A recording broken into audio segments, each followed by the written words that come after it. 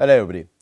Today I would like to say a couple of words about Edmon Marukian, who is currently serving as Armenia's Ambassador-at-Large, having been appointed by Prime Minister Nikol Pashinyan on the 14th of March 2022.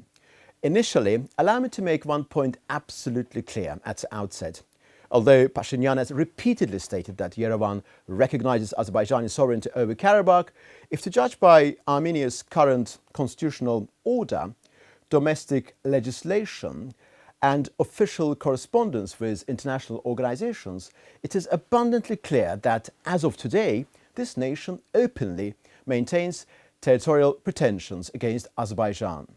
In this vein, I strongly recommend perusing an extensive analysis on the subject recently published by the Baku-based Center for Analysis of International Relations entitled Persistence of Armenia's Territorial Claims Against Azerbaijan in Constitutional Documents and Official Correspondence. The problem is not solely connected with the preamble of Armenia's constitution referring to the 1990 declaration, but with a series of other documents which could be the subject of myriad contemplations. Perhaps in a forthcoming episode I will dig deeper on this subject and expound on the nature of Armenian governmental responses, for there have been some reactions worthy of attention. But today I need to be brief and focus on Edmon Marukian.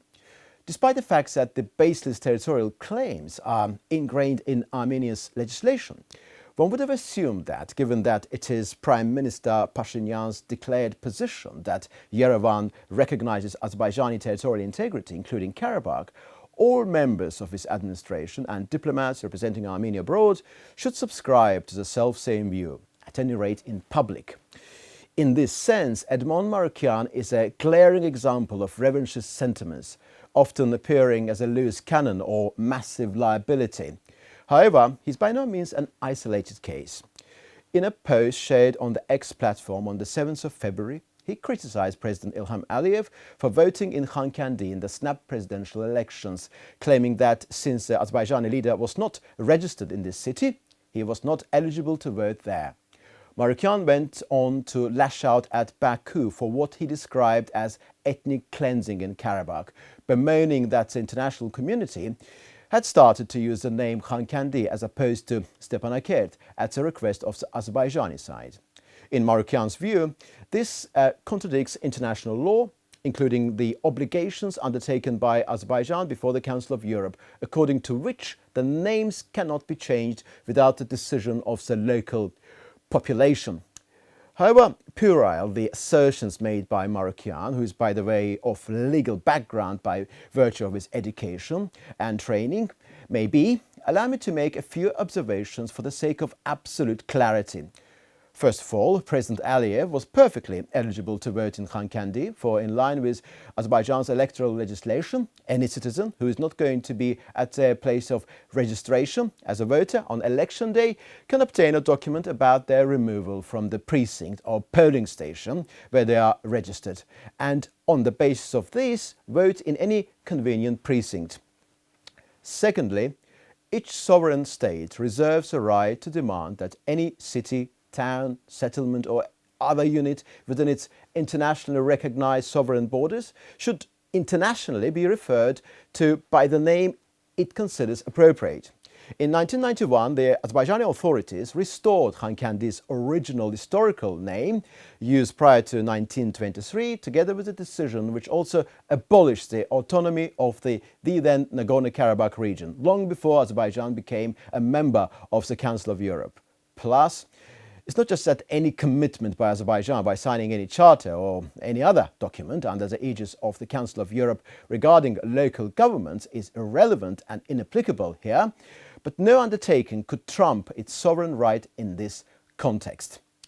Leaving aside Marukian's ill-conceived legal claims, what was particularly striking to me was that when one social media user replied to his post pointing out the proper terminology, that is Khankendi, the city of Azerbaijan, the Armenian diplomat replied to this saying Stepanakert, Nagorno-Karabakh, with an exclamation mark.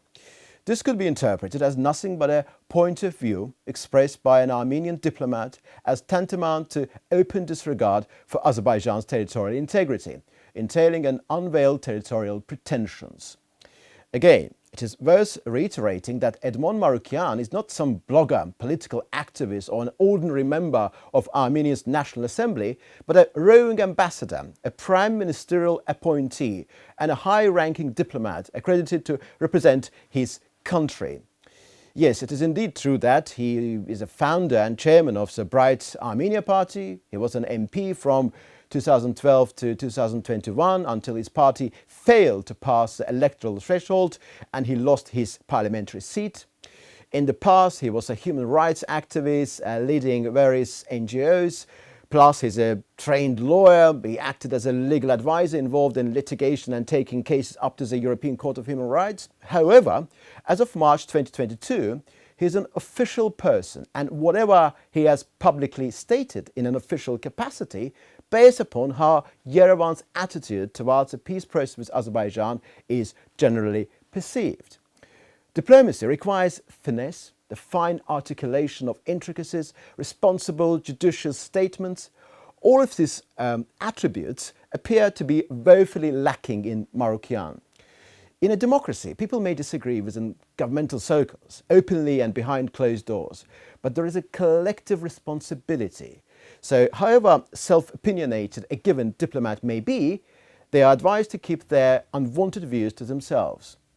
As stated earlier, Edmon Marukian is by no means an isolated case in Armenia's foreign policy establishment.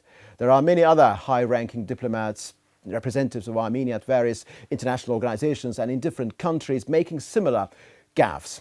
Foreign Minister Ararat Mirzoyan himself is prone to regular instances of marukyanisation, so to speak, often making statements casting aspersions on Azerbaijan's territorial integrity.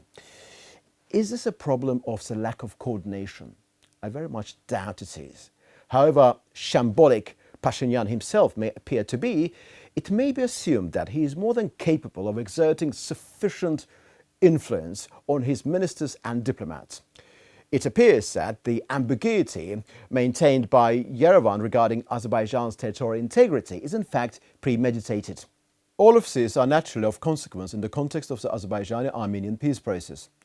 On the 6th of December, speaking at an international forum, President Aliyev stated, "We need firm, verified guarantees that there will be no attempt at revanchism in Armenia.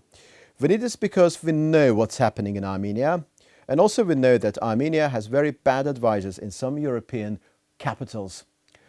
In early 2024, for Azerbaijan and Armenia to be able to move forward towards attaining a long-awaited peace treaty, a positive agenda based on mutual renunciation of territorial claims and steps taken to entrench mutual trust constitute an indispensable must. The regular statements made by Marukian and other high-ranking Armenian diplomats exacerbate Azerbaijan's incredulity as to Yerevan's genuine intentions, delaying the achievement of a peace deal between these two neighbouring nations. Thank you very much.